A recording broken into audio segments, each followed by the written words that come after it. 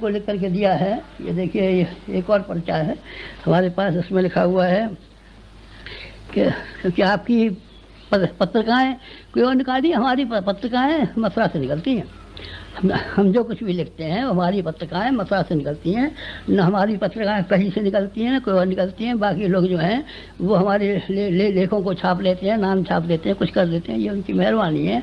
लेकिन ऐसे तो सैकड़ों पत्रों में निकलती है, पर हमारा नहीं है कोई पत्र। हमारे तो जो पत्र हैं सब मथुरा से निकलते हैं। हिंदी में अखंड ज्योति निकलता है, हिंदी में ये जो है युग निर्माण निकलता है, गुजराती में युग शक्ति निकलती है, और उसमें उड़िया में युग शक्ति निकलती है, मराठी में युग शक्ति निकलती है। ऐसे 5 अखबार निकलते हैं और 3 लाख के करीब ये छपते हैं। हमारे ये ही हैं और उन्हीं को हम संभालते हैं, उन्हीं के लिए हम लिखते हैं।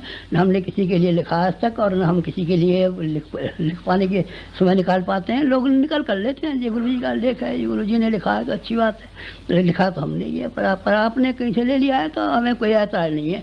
कोई आपके इसके पैसे के लिए आपको ये है नहीं, ये नहीं है। पत्रिकाएं हमारी नहीं है। धन हमारे पास है, जो कुछ भी है सब जनता का है, और हमारे यहाँ अकाउंट में लिखा हुआ है। कहानी कौड़ी भी ऐसी नहीं है जो किसी आदमी के पास, व्यक्ति के पास छपी हुई हो। और जो आदमी हैं हमारे उत्तराधिकारी, एक आदमी नहीं है, ये आदमी सब के सब कमेटी वाले उत्तराधिकारी हैं, और सारे के सारे ये काम करेंगे। ये आपके प्रश्नों के उत्तर हैं। सब ऐसे हैं कि जो बेहद ही कड़े हैं। हमारे यहाँ ठहरना बहुत ज़्यादा दिन तक नहीं हो पाता, और ख़ासतौर से उन आदमियों का ठहरना तो बिल्कुल ही नहीं हो पाता जो कि अपनी मर्जी चलाते हैं, न हमारी किसी बात को मानते हैं, न हमारी किसी सलाह को मानते हैं, न हमारे अनुशासन पर चलते हैं, न हमारे सिद्धांतों पर चलते हैं। उनसे हमारा कोई संबंध है नहीं। उनसे हमारा न पटरी खाएगी, चाहे थोड़े आदमी रह जाए हमारे पास, चाहे ज़्यादा आदमी रह जाए, सीमित आदमी रहेंगे। गांधी जी के साबरमती आश्रम में थोड़े आदमी रहते थे, बहुत रहते थे, बहुत नहीं रहते थे, पर वो गिने हुए रहते थे, परखे हुए रहते थे, जाने हुए रहते थे, पहचाने हुए रहते थे। बेकार की बातें जो हमारे कानों में सुनने को आती हैं, इससे आप गुस्सा आता है। ये आपने चिट्ठियाँ लिख के दी हमको, देखिए अभी एक और चिट्ठी करी है, ये एक और चिट्ठी है, ये एक और चिट्ठी है, एक और चिट्ठी है। बुराइयाँ करने को लाखों आदमी पड़े हैं।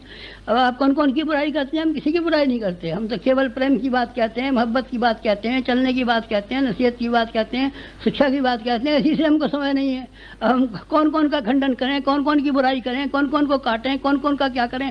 या बेकार की चिट्ठियाँ हमको लिख के दे जाते हैं। ये देखिए 1 2 3 4 5 6 7 8 9 10 ये ढेरों की ढेरों चिट्ठियाँ लिखी हैं। बस ये जो चिट्ठियाँ हैं इसको प्रश्नोत्तरी कहते हैं। बस ये है शंका समाधान की, इसमें कोई शंका नहीं है, न कोई समाधान है। बेकार की बातें हैं जिसका न कोई टांग है, न कोई पूंछ है, न कोई इसका सिर है, न कोई वजूद है, न कोई बात है। ये इस तरह की बातें हैं कैसे सड़क पर खड़े होकर के घटिया आदमी पागल आदमी बेकार की बात बकते रहते हैं। इसमें सच्चाई का कहीं नाम निशान भी नहीं है, नाम निशान भी नहीं है। अगर कोई नाम निशान हो तो आप आइए, हम स्वागत करते हैं आपका। ये मार्च का महीना खुला रहेगा हमारे लिए।